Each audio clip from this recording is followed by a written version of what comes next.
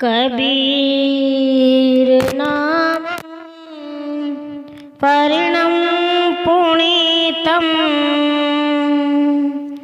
युगे युगे स्वामी हरन्ति दुःखम दातार मुक्तम पुरुषं पुराणं चरणारविन्दं सतितं नमामि। चरणारविन्दं सतितं नमामि। गुरुर्ब्रह्मा गुरुर्विष्णु गुरुर्देवो महेश्वर गुरुर्साक्षात् परं ब्रह्मा तस्मै श्री गुरुवे नमः। तस्मै श्री गुरुवे नमः। वंदनीय संत समाज, धर्म प्रेमी बंधुओं, श्रद्धा मूर्ति माताएं एवं बहनों, मनुष्य जब से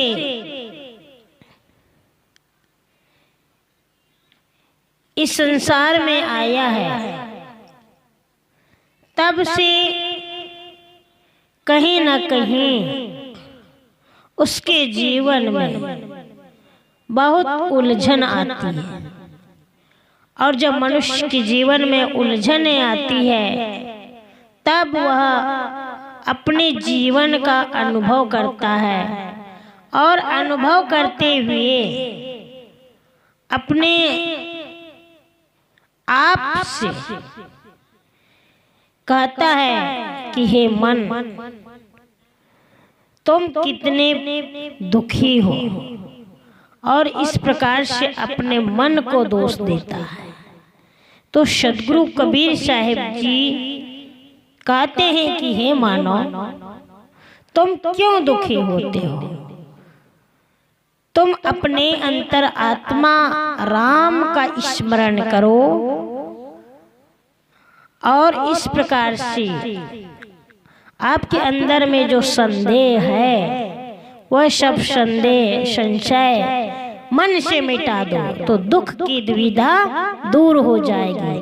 तो इस प्रकार से सद्गुरु कबीर साहिब जी अपने मूल ग्रंथ बीजक रामायणी 19 में कहते हैं,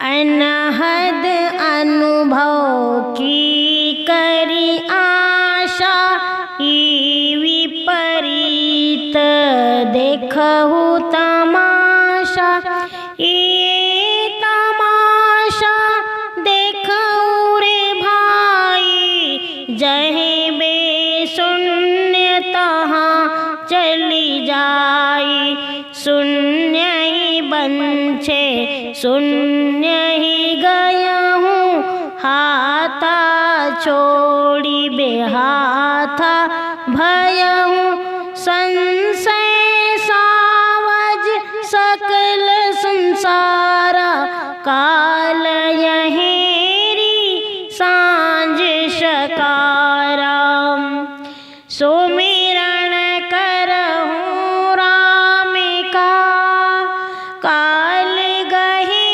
है केस, ना जानो कब मारी है, क्या घर क्या परदेश। प्यारे सज्जनों, सद्गुरु कबीर साहब जी कहते हैं कि मनुष्य जो है वह अपने जीवन में अनुभव करता है और अनुभव करके अपने जीवन का कल्याण करने की एक आशा करता है।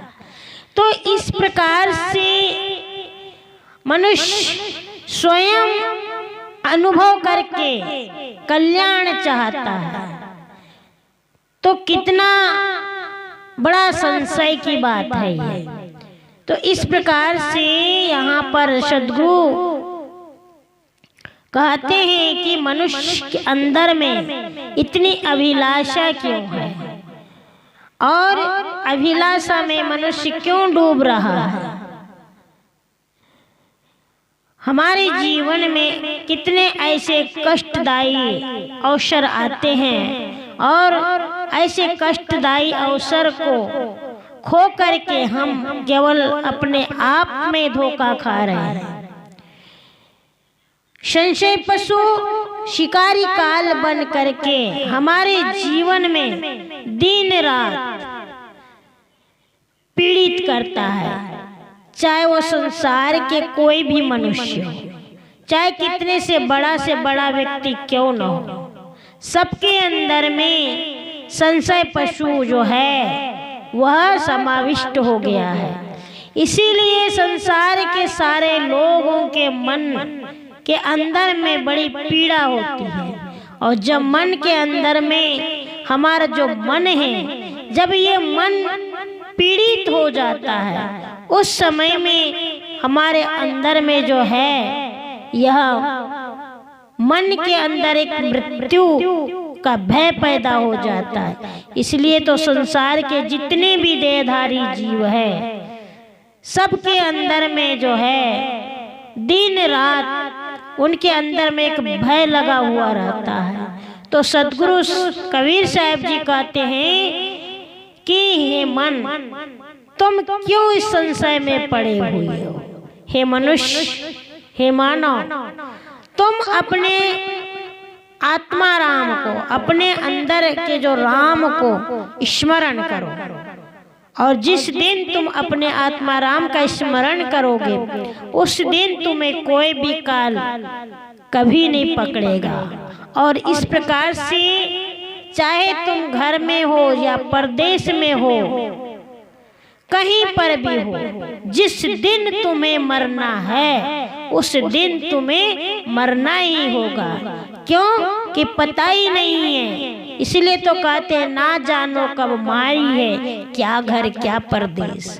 कब मर जाओगे, कहाँ मर जाओगे, क्या घर में मर जाओगे, क्या परदेश में मर जाओगे, क्या कहीं रास्ता चलते चलते तुम्हारी मृत्यु हो जाएगी, इसका कोई भरोसा नहीं है। इसलिए सद्गुरु कबीर साहब जी जो कहते हैं कि अनहद अनुभव के करियासा। अनहद का मतलब होता है अनाहत। आहत कहते हैं कि जिस प्रकार से कोई घात कर दे हमारे ऊपर, जहां कहीं हमको चोट लग जाए, तो इस प्रकार से जो शब्द जो आता है अनहत, अनाहत, अन धन आहत, अर्थात अनाहत, जो बिना किसी प्रकार से उसको चोट न हो। यहाँ पर अनाहत से अर्थ होता है कि बिना किसी चोट के पैदा होता है। तो इस प्रकार से सद्गुरु कबीर साहब जी कहते हैं कि संसार के जो मनुष्य लोग हैं, ऐसे कुछ मनुष्य हैं जिनके अंदर में जो है वह अनहत नांद। अनहत नांद का मतलब होता है कि हठ योगी लोग जो है वह अपने कान के अंदर में छिद्रों को बना करके जो है आवाज को सुनते हैं, और उसका नाम है अनाहत नाद। तो इसीलिए तो कहते हैं कि सद्गुरु साहब जी यहाँ पर रामायणी में कहते हैं कि अनहद अनुभव की करी आशा। तो इसका हमें अनुभव करना है अपने अंदर में कि आखिर में ये जो नाद जो है, ये जो नाद अर्थात जो ध्वनि जो है जिसको हम मानते हैं, वह ध्वनि कहाँ से निकलती है? क्या सिर्फ इस ध्वनि के माध्यम से हमारे जीवन के अंदर में क्या मोक्ष की स्थिति प्राप्त हो जाएगी? इस प्रकार से हमें अनाहत नाद का अनुभव करना है। तो अनु का मतलब होता है कि पीछे का भाव। तो जो अनुभव का प्रयोग जो करते हैं, जो पीछे से पैदा हुआ ज्ञान, कान और छिद्रों को बंद करने पर जो है, जब हमारी खोपड़ी के अंदर में, हमारे मस्तिष्क के अंदर में जो है कुछ नसें होती है, जो नसों की झनकार होती है, और उन्हीं झनकार को सुन करके कहा जाता है कि हमारे अंदर में कोई एक ध्वनि सुनाई दी है, और वही ध्वनि जो है, उसी ध्वनि को शंख, घंटा, मृदंग, झांझ, करताल, बांसुरी, इस प्रकार से इस ध्वनियों की कल्पना की जाती है, और वो मनुष्य जो होता है इसी ध्वनि में मस्त हो जाता है। तो सदगुरु साहब जी यहाँ पर कहते हैं कि ये मनुष्य जो है, ये मनुष्य की बुद्धि कितनी उल्टी हो गई है। तो इसलिए तो कहते हैं कि ये विपरीत देखो तमाशा, अर्थात ये हमारे मन के अंदर में जो है, जो बुद्धि है, यह बुद्धि का तमाशा हो रहा है। अर्थात शब्द ध्वनि कुछ भी पैदा नहीं होता, ये सब असंभव की बातें हैं। तो इसलिए जो है शरीर के अंदर में कुछ ऐसी नशें होती है, और नशों के माध्यम से किसी भी प्रकार की क्रिया, किसी भी प्रकार की गति हमारे अंदर में होते रहती है, और उसके कारण से झनकारें उठती है। तो लोग जो हैं इसी झनकार को अनाहत नाद कहते हैं। तो सदगुरु कबीर साहब जी इस अनाहत नाद के बारे में कहना चाहते हैं कि वो जो शब्द जो है, और जो शब्द निकलता है, या जो ध्वनि जो बनती है, वह ध्वनि कोई चेतन आत्मा नहीं है, वह ध्वनि जड़ है। इसीलिए जड़ का जो आलंबन है, जिसको हम मान करके बैठे हुए हैं, और उसमें मनुष्य जो है वह अपने मन को रोकना चाहता है। तो इसमें मन कैसे रुक सकता है? क्योंकि मन रोकने का साधन जो है इस अनाहत नाद में बनाया जाता है। तो यहाँ पर जो साधक का जो लक्ष्य होगा, वह उस ध्वनि तक के कदापि नहीं पहुंच पाएगा। तो साहेब जी यहाँ पर कहते हैं कि शब्द से शब्द का श्रोता बड़ा होता है। तो यहाँ पर कहा गया है, एक जगह साहेब जी कहते हैं कि मैं तो पूछो पंडिता, शब्द बड़ा की जीव। अर्थात यहाँ पर उन्होंने कहा, क्या इस शरीर के अंदर में शब्द बड़ा है कि जीव बड़ा है? क्योंकि जीव बिना कोई आत्मा नहीं हो सकती, और जीव के बिना कोई ब्रह्म नहीं हो सकता। तो शब्द कैसे आया, और शब्द कहाँ से आया? ये अनाहत नाद का जो शब्द है, ये जो शब्द है, ये शब्द कहते हैं कि सार शब्द, सार शब्द कह करके जिसे व्यक्त करने की चेष्टा की जाती है, इसी को अनाहत नाद कहा गया है, ध्वनि कहा गया है, जिसको सार शब्द कहते हैं, और उसको कह करके व्यक्त किया जाता है। तो वह जो श्राव्य है वह जड़ ध्वनि है। तो इससे ऊपर उठ करके और भी कुछ है, वह है अपना चेतन आत्म स्वरूप में स्थित होना। तो इस प्रकार से जो मनुष्य, जो साधक अपने चेतन स्वरूप को पहचान करके अपने आत्मा राम को, अपने आप के आत्म स्वरूप को अगर पहचान ले और उसमें स्थित हो जाए तो निश्चित ही साधक जो है वह अपने परम लक्ष्य को प्राप्त कर सकता है। तो बंधु, हमें इस अनहद नाद श्रवण के बारे में समझना होगा कि नाद श्रवण को ही जो परम लक्ष्य मान करके कोई भी साधक अगर उसमें उलझ रहा है तो समझ लीजिएगा कि उलझे हुए साधक जो है वह अपने लक्ष्य तक कभी भी नहीं पहुंच पाएंगे और केवल अपने जीवन में शून्य के शून्य रह जाएंगे। तो मन जो है, ये हमारा जो मन है, ये मन जितना स्वच्छ सुंदर शांत होता है उतना ही हमारे अंदर की जो अंतर आत्मा की जो आवाज है वह आवाज उतनी ही साफ सुनाई देती है कि ठीक से सुने। और उस प्रकार से जब हमारा मन और अंदर से हमारा जो आत्म स्वरूप, हमारी जो आत्मा की जो गवाह है, हमारे अंदर की जो आत्मा की जो आवाज है जो अंदर से उठती है, और जो अंदर से उठती हुई जो आवाज होती है वही हमारा एक ज्ञान है।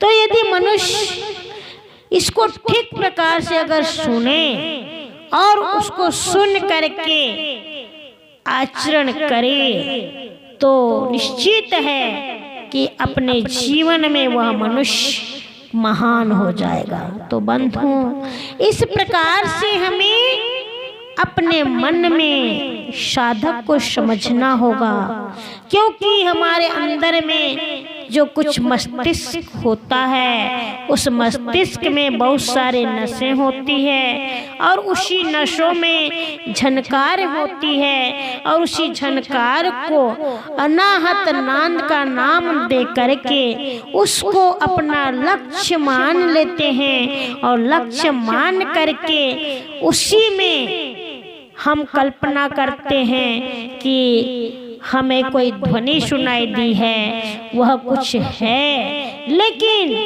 यह एक हमारा भ्रम है। तो इसलिए सद्गुरु ने यहाँ पर उसका खंडन किया है। तो बंधु, अनहद का अर्थ होता है हद रहित, व्यापक। तो इस प्रकार से सद्गुरु कबीर साहब जी कहते हैं कि लोग अनहद अनुभव की करी आशा, अर्थात अपनी आत्मा की व्यापकता के अनुभव की आशा करते हैं और आशा करते हुए कभी पूरी भी नहीं होने पाती है हमारी आशा। क्यों? क्योंकि मनुष्य कुछ व्यापक रूप का केवल अनुभव करता है कि कुछ इस जीव से, इस आत्मा से हट करके और कोई विशेष है, लेकिन वहाँ कुछ भी नहीं है, केवल मनुष्य की आशाएं रह जाती है। इसलिए तो साहिब जी कहते हैं कि अनहद अनुभव की करी आशा, ई विपरीत देखूं तमाशा। तो आज हम अपने जीवन में जो है यह विपरीत तमाशा अर्थात उल्टा तमाशा हमारे जीवन में हो रहा है। तो बंधु, यह जो आत्मा है, यह आत्मा व्यापक सर्वोपरि है और यह महिमा परक शब्द जो है इसका अर्थ है आत्मा सर्वोच्च तत्व है। तो सद्गुरु कबीर साहब जी इसी बात को कहते हैं और वह संसार के लोगों को अनुभव की बात कसौटी पर कसते हुए कहते हैं कि अगर आप अपने अंदर में खरी बात को नहीं उतारोगे तो आत्मा जो है उससे आप विभिन्न हो जाओगे। क्यों? कि आत्मा सभी काल में विद्यमान रहती है, वर्तमान में, भूत में, भविष्य में। जब तक हमारा जीवन है तब तक के आत्मा अपने आप में रहती है। तो यह ठीक से हमें जानना होगा, समझना होगा, क्योंकि नित्य वस्तु अक्षुण्ण रहती है, किंतु एक परिनिष्ठित आत्मा सर्वत्र व्याप्त है। और यह न अनुभव का विषय है और न व्यवहारिक है। ऐसी अवधारणा करना अपनी आत्मा को शून्य में भटकाना है। जैसे मैं साक्षी शुद्ध चेतन हूँ, यह अनुभाविक स्थिति ही तथ्यपूर्ण है। मैं स्वयं अपने आप में अजर अमर अखंड सत्य नित्य शुद्ध बुद्ध आत्म चेतन। तो सदगुरु कबीर साहब जी इसी बात को समझाना चाहते हैं। तो कहते हैं कि अगर इस बात को नहीं समझोगे तो जीवन में जो है आप केवल आशा करके नाद श्रवण दृश्य भाषों में ही व्यापकतावाद के भ्रम में जो है अपना जीवन निभा दोगे। तो इस भ्रम से साधक को हटा करके उसे उस राम की ओर ले जाना चाहते हैं जिस राम का हम स्मरण कहते हैं। इसलिए तो साहिब जी कहते हैं कि सुमिरन करहूं राम का, काल गहे है केस, ना जानो कब मारी है, क्या घर क्या परदेश। बंधु, सुमिरन करहूं राम का। हमें किसका सुमिरन करना है?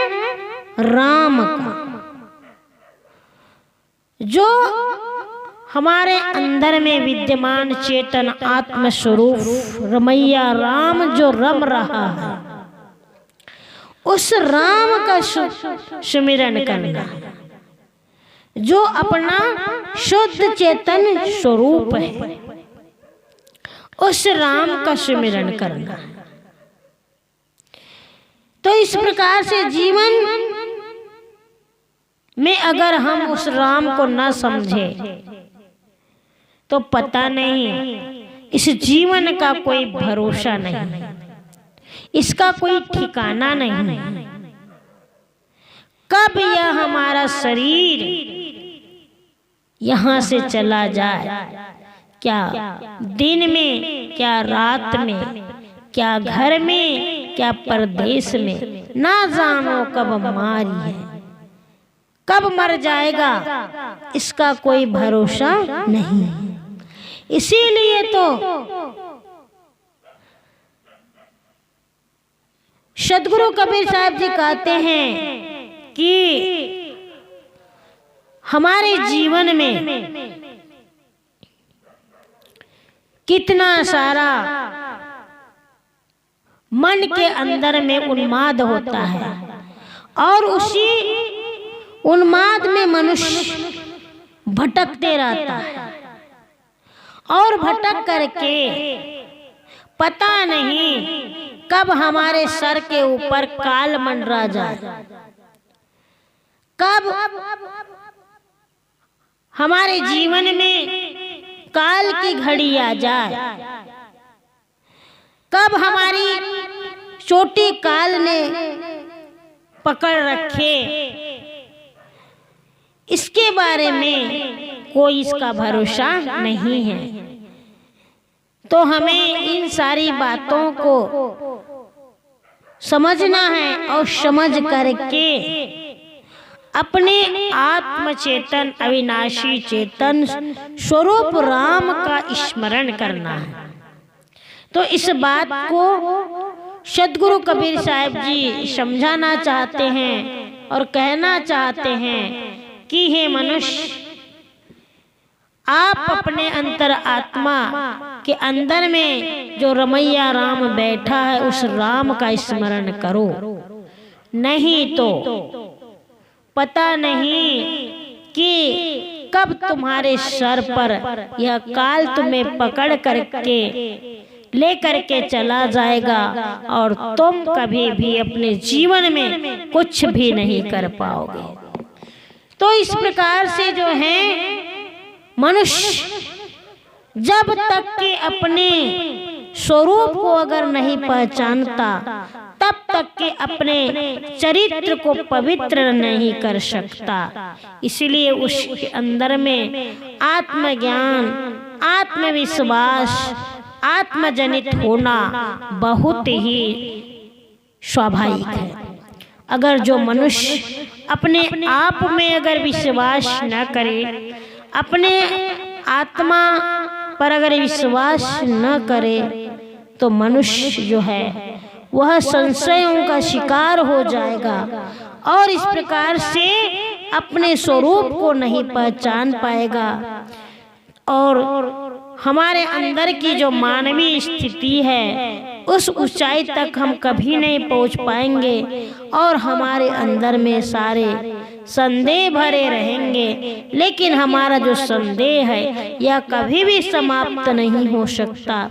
इसीलिए कहते हैं साहेब जी कि इस संशय भ्रम को दूर करके अपने मूल आत्म स्वरूप